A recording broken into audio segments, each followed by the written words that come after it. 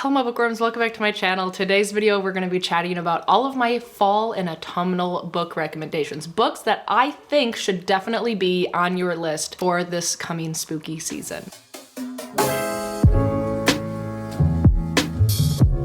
So hey, what's up? How are you? I hope you're doing well. Thank you so much for being here and hanging out with me for a little bit. We've got over 20, maybe over 25 books that I want to quickly chat about with you today. So we're just gonna dive right in. I'm so excited about all of these books. I feel like I'm finally in a point in my reading career where I have a plethora. I have a plethora of recommendations for every season, every situation, and fall reads is no different. It's my favorite time of the year. So let us celebrate everything dying outside and talk about what books you should have on your radar. I've broken up my list into little categories. And the first category is magical islands. All three of these books have immaculate atmosphere. We have A River Enchanted by Rebecca Ross, Spells for Forgetting by Adrienne Young, as well as The Wishing Game by Meg Schaefer. I think I'm going to put it in this order and talk about them as such. So Spells for Forgetting is a fantasy, almost mystery thriller story, where in it our main character is Emery, whose life was forever changed the night that her best friend was murdered and the love of her life, August, was accused of it. This story is like dual timelines sort of, because we're following them years and years later when they're adults, and August has to come back to the island and not only face his past, but also all of these small town protective vibes that go on this magical island. This book was in my top 10 of last year and it was so surprising. Some of these twists, like I literally had to pick my jaw up off the ground. I love this book so much. I recommend it to everyone. The next one is A River Enchanted, and this one is kind of similar in a sense that it is like fantasy magic with a mystery. I would say Spells for Forgetting is a little bit more like high octane in some parts, if that makes sense, while A River Enchanted is a little bit cozier, but it still has some high stakes. This one surrounds our main character Jack, who was sent away from the island when he was young, but is being called back because on the island girls are going missing and they believe that Jack is the only person, being a bard, that can help them find these missing girls. This magic is more elemental and musical, and it is the start to a finished duology. The second one is A Fire Endless, and once again the atmosphere and like magical small town vibes are right there. And finally, it is The Wishing Game by Meg Schaefer. This one surrounds her main character Lucy, who is wanting to adopt this little boy Christopher. However, she is not financially in a place where she can actually adopt him, even though she's been saving every single penny she gets. But come to find out, a famous writer in this world, after being on a hiatus for so long, is coming back and writing a new book and is hosting a competition on the actual island that his first series is surrounding to win the only copy of his new book. The competition is by invite only, and Lucy is one of the lucky people who get to go. This book has a lot of fun, cozy plot twists, and it truly is just like a wholesome time.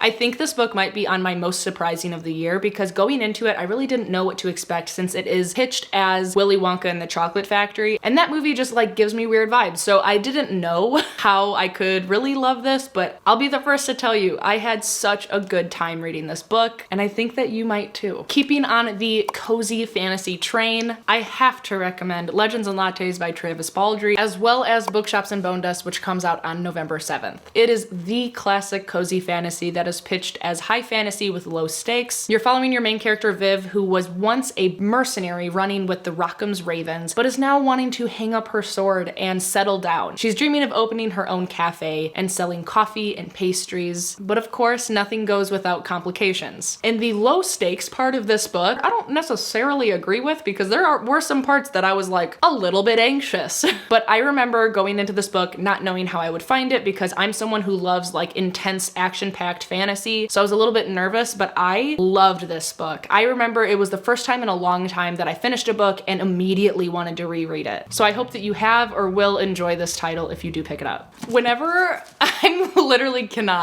I think about this next book and actually read the synopsis, it makes me want to cry. Like, I'm so soft and I can't handle myself, but it is The Starless Sea by Erin Morgenstern. I will always recommend this book. I feel like it goes a little bit in the back of my mind from time to time, but then again, as soon as I pick it up and revisit the synopsis, I'm just like flooded with emotions. I adore this book. In it, we follow our main character, Zachary Ezra Rollins, who finds a mysterious book in his university library, and inside the book are actually tales from his own childhood, and it sends him on a wild goose chase like no other throughout the city. It follows the clues within the book, which is a bee, a key, and a sword, a B, a key and a sword.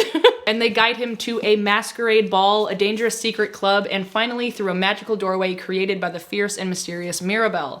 The door leads to a subterranean labyrinth filled with stories hidden far beneath the surface of the earth. When the labyrinth is threatened, Zachary must race with Mirabelle and Daryan, a handsome barefoot man with shifting alliances, through its twisting tunnels and crowded ballrooms, searching for the end of his story. You are invited to join Zachary on the Starless Sea, the home of the storytellers, story lovers, and those who will protect our stories at all costs. It's just so magical and it's so great. I feel like this type of magic is very fall and cozy to me. Like, thinking of this story just makes me want to curl up under a cozy blanket with the leaves falling around me and just read my day away. I just adore it. I adore it. And the next one is almost in the same vein, where it's not necessarily like overt fall vibes, but just the type of magic and the way that it makes me feel makes me want to reread it whenever it's like getting chilly outside, which it might not make sense. But it's Piranesi by Susanna Clarke. Where the Starless Sea had an underground labyrinth, this book has a labyrinth that is imprisoned by halls of oceans. And our main character, who is Piranesi, lives in this house, and it's no ordinary building. Its rooms are infinite, its corridors endless, and its walls are lined with thousands and thousands of statues, each one different from all the others. He is not afraid. He understands the tides as he understands the pattern of the labyrinth itself. He lives to explore the house. There's one other person in the house, a man called the Other, who visits Piranesi twice a week and asks for help with research into a great and secret knowledge. But as Piranesi explores, evidence emerges of another person, and a terrible truth begins to unravel, revealing a world beyond the one Piranesi has always known. Oh, I love these books.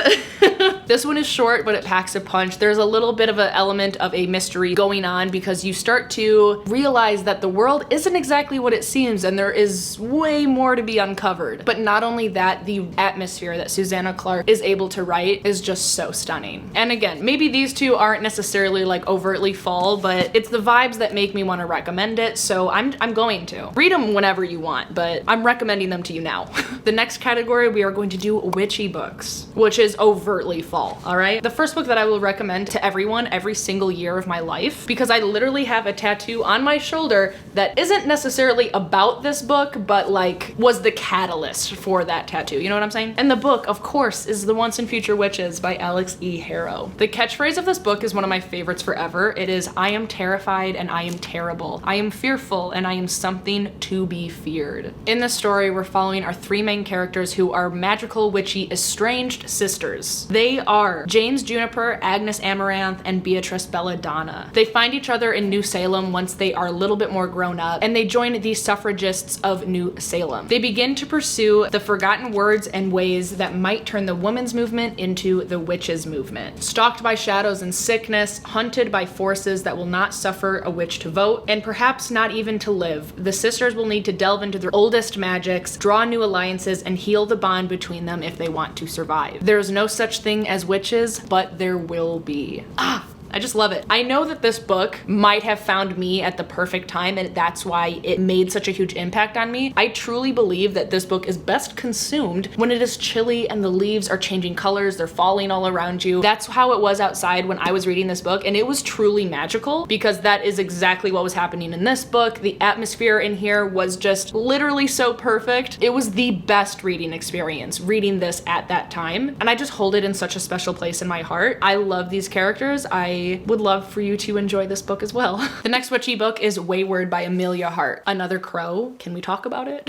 Friggin' love crows. This is one of those books that is like multi-generational? You know, happens throughout generations. Is that the word? Yes, I was right. So this is one of those multi-generational stories following three women across centuries, and they're all related in some way or another, which you will find out if you read it. In it, we're following, like I said, three women across centuries. In 2019, we're following Kate, who is fleeing under the cover of darkness to Wayward Cottage from an abusive partner. We also have Altha in 1619, who is awaiting trial for the murder of a local farmer by witchcraft. And then we also have 1942 in World War II, when Violet is trapped in her family's grand crumbling estate, straitjacketed by societal convention, and all she longs for is the robust education her brother receives, and for her long deceased mother, who was rumored to have gone mad before her death. Or was she? Was she just magical? The catchphrase of the book is, "I am a wayward and wild inside. And throughout reading the book, you'll realize that all of these women are somehow magical in their own ways. They have some sort of affinity to nature and animals and bugs. And this book is a little less on the nose with the witchy sort of topics, but they're subtly there, and the scenes that you get where they are overtly there are so beautiful. And I just fell in love with these characters. I really liked this one. The last witchy book that I want to recommend to you is Year of the Witching by Alexis Henderson. I have no idea where this book is in my house, so here it is. I'm not really sure why this book made such an impact on me when I read it, but I truly hold it in such high regard. It's one of my favorite witchy books ever. This one more leans towards the like witchy culty vibes, because we're following our main character Emmanuel, who is living in Bethel, which is basically like a religious compound sort of. The prophet's word is law, and everyone has to conform to like these old ways of living. And Emmanuel's family has been cast off basically because Emmanuel's mother was with an outsider of a different race, which brought Emmanuel into this world. So now her and her family are just getting by, doing everything they can to stay under the radar. But one day Emmanuel gets lured into the forbidden Darkwood, where the first prophet once chased and killed 4 powerful witches. Their spirits are still lurking there, and they bestow a gift upon Emmanuel, the journal of her dead mother, who Emmanuel is shocked to learn once sought sanctuary in this wood. Fascinated by the secrets in the diary, Emmanuel finds herself struggling to understand how her mother could have consorted with the witches, but when she begins to learn the grim truth about the church and its history, she realizes the true threat to Bethel is its own darkness, and she starts to understand that if Bethel is to change, it must begin with her. Remembering all of the little scenes that made me love this book is really, really fun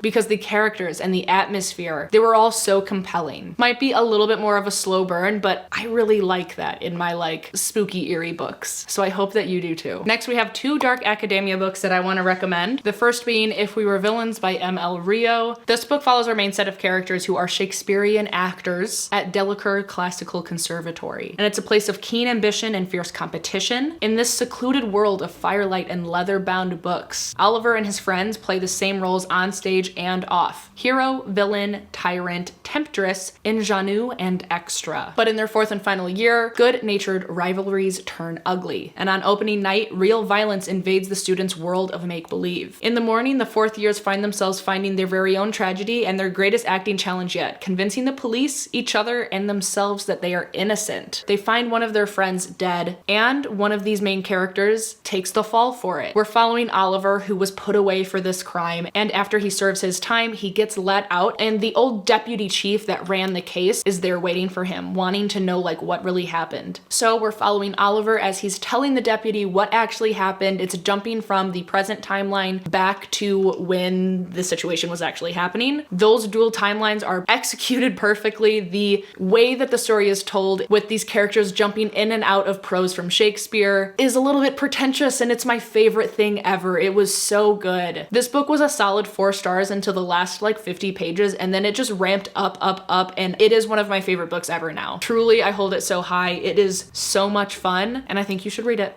The next one, obviously, if you love dark academia, you should read Babel by R.F. Kuang. To this day, I still think that this is the most incredibly written, well-researched book I've ever read. It was my top book of last year, and for really good reason. I don't even know what to tell you. We have our main character, Robin Swift, who is orphaned in Canton and brought by a mysterious guardian to attend Oxford and become a translator, where the magic comes in, because the magic in this system has to do with language and the translation of words and phrases to be used in the real day life. I don't know if that really makes sense, but the way that magic is used in this book is, I feel like, so plausible that it makes sense. I feel like it actually goes on. So it's told at Oxford University amongst the students that are learning translation. They learn about a lot of shady shit that goes on, not only in the school, but also in like the socio-political world. There's an underground rebel faction, and everyone's trying to take matters into their own hands. The book is pretty crazy, I'm not gonna lie. I, again, love this book. I think that R.F. Kuang is the only author that could make me read paragraphs of translation history. Like, it's so amazing and deserves all of the attention. The next category is weird and fever dreamy, because these are my favorite books. It wouldn't be a Sydney video if I didn't recommend you Bunny by Mona Awad or anything that this author has written, because every book kind of has this like formula where towards the maybe like 60% mark, things are just like a little bit unhinged. You don't really know what's going on, and you just have to be along for the ride because it gets wild, and it is so perfect. Bunny in particular could also fall under the dark academia sphere because our main character is Samantha, who is studying at this very exclusive like MFA program. And there are 3 girls in her class who are very cliquey and they call each other Bunny. One day they invite Samantha to their after hours like writing group thing that they call the Smut Salon. And as Samantha plunges deeper and deeper into the Bunny's sinister yet saccharine world, beginning to take part in the ritualistic off-campus workshop where they conjure their monstrous creations, the edges of reality start to blur. Soon her old friendships and her friendships with the bunnies will be brought into deadly collision. I just remember reading this book for the first time ever and laughing because I couldn't believe what I was actually reading, and it was the best reading experience. Obviously, a lot of these books are some of my favorites, and this was the first book that I read that made me realize that I love this type of book. But if you don't like fever dreamy, really strange things, this one probably isn't going to be for you, but if you do, then you'll probably love it. Next, we have Tripping Arcadia by Kit Mayquist. This is a gothic novel that is compared to The Great Gatsby and all the secrets, lies, and darkness that opulence can hide. In the story, we're following our main character, Lena, who is a med school dropout, and she is desperate for a job to help her parents, who are approaching bankruptcy after her father was injured and laid off nearly simultaneously. And against all odds, Lena is offered a job working for one of Boston's most elite families. By day, she is an assistant to the family doctor and his charge, Jonathan, the sickly, poetic, drunken heir to the family empire, and by night, Lena discovers the more sinister side of the family. But when she stumbles upon the knowledge that the family patriarch is the one responsible for her own family's demise, Lena vows to get revenge, a poison-filled quest that leads her further into this hedonistic world than she ever bargained for, forcing her to decide how much and whom she's willing to sacrifice for payback. This book is compared, like I said, to The Great Gatsby, but also to Mexican Gothic, and I don't think that there's any other description that could be better than that. It gets pretty twisty and turny. It gets a little bit, I wouldn't say unhinged, but a little bit fever dream, a little bit messy, and I remember really, really loving the atmosphere. So it is perfect for this fall autumnal season. And I mean, who doesn't love rich people drama, right? Next, let's talk about my favorite psychological horror books. First is We Spread by Ian Reid. This book was one of the easiest 5 stars of the year so far. And the best way that I can kind of put this story is that our main character, Penny, is an older woman who used to live with a lifelong partner, but before he died, unbeknownst to Penny, he had set up a room for her in a long-term care facility once she was no longer able to take care of herself. And after one too many incidents, she actually gets pulled away to live in this long-term care facility where it starts off not being too bad, but she starts to lose grip on time. And it's really one of those like psychological, not really sure what's going on type of stories because our narrator is a little bit unreliable. We don't know if what's going on is actually very sinister in this long-term care facility or if it's her memory playing tricks on her. And the ending of this book has sat with me like every single day since I read it back in January. And I truly think that this book is incredible. The next one is Our Wives Under the Sea by Julia Armfield. I read this one and We Spread in the same month, and this one we follow our 2 main characters who are wives, Mary and Leah, following a tragic submarine accident. So Leah is a marine biologist and she goes down on these long submarine trips, you know, for research. It's her job. And so she's going down for this routine expedition, but the submarine never surfaces. And Mary is left not getting her calls answered, so she's left to believe that Leah's dead and gone forever. But so many months after they were supposed to come back up, the submarine actually does resurface. But the Leah that comes out of that submarine is no longer the Leah that she knew before she sent her off. And the story is following that situation. And it says Leah rotates between rooms in their apartment, running the taps morning and night. Whatever happened in that vessel, whatever it was that the crew was supposed to be studying before they were stranded, Leah has carried part of it with her onto dry land and into their home. As Mary searches for answers, desperate to understand what happened below the water, she must face the possibility that the woman she loves is slipping from her grasp. The quote on the front says deeply romantic and fabulously strange, and I feel like that's really accurate because it's a beautiful story and it's really hard to read because it is so emotional, especially if you actually try to put yourself in these women's shoes, both of them respectively, because that alone is just such a wild scenario. And following the aftermath of something so traumatizing, it's bound to write for a very visceral story. The last little group that I have for you is the supernatural group. So I want to talk about my favorite haunted house story ever, and it is The Haunting of Ashburn House by Darcy Coates. Starts off as like a classic haunted house story. Like the main character is Adrian, who ends up inheriting the house, so she moves there mostly because she doesn't have a place to live and she needs one. But now she's starting to realize that people are scared of this house and that the people who used to live there went mad because of all the ghosts that are still roaming the halls. Eventually, Adrian can't ignore that a twisted thing lives in the house, its hungry eyes ever watchful. Chasing the threads of a decades-old mystery, quickly, it isn't long before she realizes she's become prey to something deeply unnatural and intensely resentful. She has no idea how to escape, and she has no idea how to survive. Only one thing is Ashburn's dead are not at rest. I freaking love that book. It is like haunted house perfection in my opinion. So if you like haunted houses, give it a shot. Next we have The Hacienda by Isabel Cañas and Vampires of El Norte by the same author. This is her newest book. The Hacienda came out last year, and I love both of them. Hacienda is more of a haunted house story, and Vampires of El Norte is more of a like Western romance mixed with paranormal vampire battles. Like yes, all of those things are very relevant and very present. In Vampires of El Norte, the way that the vampires are actually depicted are one of the most unique ways I have ever seen. Like really original and very cool. But go into this one knowing that there is a heavy romance plot going on, but also know that there are very cool vampires and a lot of Western scenes. Very fun. And then in The Hacienda, it is, like I said, more of a haunted house story with our main character who got married off to like the owner of the house. And by proxy, now she also kind of owns the house, having married into it, you know? And she's realizing that no one is actually taking her fears seriously, even though her new sister-in-law won't spend the night in the house, won't really come in after dark. The cook is burning copal and having symbols written upon doorways, and she's having to go to a sort of different young priest in the city to come help her fight those malevolent spirits. And this book is also up there in my levels of favorite haunted houses because I really do love haunted house stories, but I just want them to be like actually paranormal, and the two that I've talked about today are, and I love it. The way they're written is very atmospheric and definitely a little bit spooky, dare I say. So those are the two that I recommend if you like haunted house stories or if you want to try haunted house stories.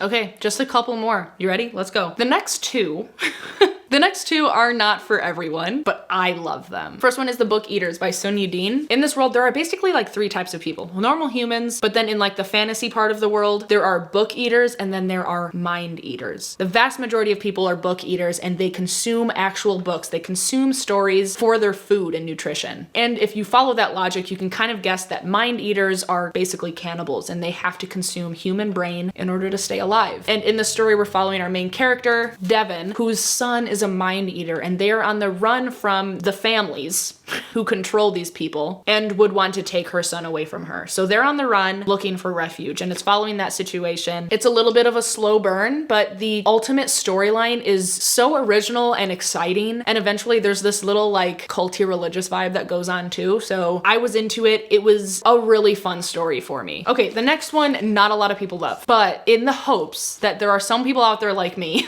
who like a sort of like, again, slow burn, vibey, eerie story, and you're just along for the ride, it is Palmeras Club by Paul Tremblay. I know people hate this, all right? I love it. This is basically about our main character, Art Barbara, who starts a club at his school because he needs some like extra credit, something for his college applications. And he starts a club called the Pallbearers Club where they go to the local funeral home and become pallbearers for people who don't have people to attend their funerals. And it's really just him and this one other girl in the club, but the girl is our other main character, and she brings a Polaroid camera to take pictures of the corpses that they're helping, which is odd, obviously. But Art is just excited to have her there and doesn't really say anything about it, just kind of lets her do her thing, which is also weird. And when she's around, a lot of weird things are happening, along with all of the knowledge that she has surrounding like New England folklore. And years later, Art is kind of writing like a little memoir, and she gets her hands on it and has problems with the things that he's saying. So she is kind of hijacking the story and telling her own versions while we're actually reading it. So in the paper, you'll see little like red text along the margins of the page, and sometimes whole pages at the end of chapters with her interjections and what she would change and things that, you know, she thinks are wrong. So she's trying to put her own voice in the memoir, which I think this book is kind of like technically considered the memoir in some ways. And it's just delightfully eerie and creepy, and obviously it's in the supernatural category. So, you know, draw some conclusions. I had such a good time with this book, and I hope that saying this in this video, it might bring some other people that might be into this sort of like slow burn type of story. The last thing I want to talk about is books by Seanan McGuire, in particular Middle Game and the Wayward Children series. Middle Game is about our two main characters, Roger and Dodger, who complement each other perfectly, and the synopsis does it best. It says, Roger and Dodger aren't exactly human, though they don't realize it. They aren't exactly gods either. Not entirely, not yet. Then there is Reed, breed who is skilled in alchemical arts, and he created Roger and Dodger. However, he is not their father, not quite, but he has a plan to raise the twins to their highest power, to ascend with them and claim their authority as his own. Godhood is attainable, pray it isn't attained. This book is odd. It takes some weird, eerie turns, and I read it so long ago that I would love to reread it soon, but I just know that the way Shannah Maguire writes is perfect for fall spooky autumnal season. I have yet to come across another author's writing that makes me feel the way that hers does. It's like even if she's describing a normal scene, the way that she does so just makes you feel like something's wrong. Like it's a little bit eerie no matter what the situation is. And this book is obviously a little bit abstract, but it was so much fun. Caleb also read it, fun fact, and did like it. And then we have the Wayward Children series, which has so many books within the series, but they're all like 100 to 200 pages-ish. Very short, very bite-sized, and they're all following different characters, but sometimes they overlap. You don't have to read them in order, but I kind of would, I guess. But you don't have to. I just like publication order. And the idea surrounding these books is that there are doorways that these children find. And when they go through them, they are entering their perfect world. Worlds that they feel like they are most at home. And somehow they get kicked out of their perfect worlds. And in some of the books, we're following them at Eleanor West's home for wayward children, where the parents kind of ship these kids to because they don't know what to do with them anymore now that they have seen this alternate dimension, sort of, you know? And in other books, we're following them as they're in that other world or going across worlds from different children to figure out big problems that are going on. That's a little bit abstract, but like as the books have progressed, the more intertwined they got and the more opportunities for crossover within the books have become. Like I said, these books are just little short, bite-sized, great eerie stories. And if you don't like one of them, I implore you to try another one because each book kind of has a very different vibe. Like my favorite one is Down Among the Sticks and Bones. And then there's a book called Beneath the Sugar Sky, which I didn't really like that much because that world was a little bit too like sugary and happy for me. That sounded bad. But I liked Down Among the Sticks and Bones because it had some vampires, it had some like gruesome things going on, just like some of the other books do. I love the worlds, I love the kids, and I love Shannah Maguire's writing, so you should try it. And that is the end of the list. Thank you so much for sticking with me and hanging out for a little bit. Let me know down below which one of these titles you are most interested in, or if there were some that you never heard of, or if you agree with some of my options. But if you don't know what to say, then leave the fall leaf emoji down below in the comments. And while you're down there, don't forget to subscribe and like the video. I always appreciate your support. And of course, be kind to one another and happy reading. Bye.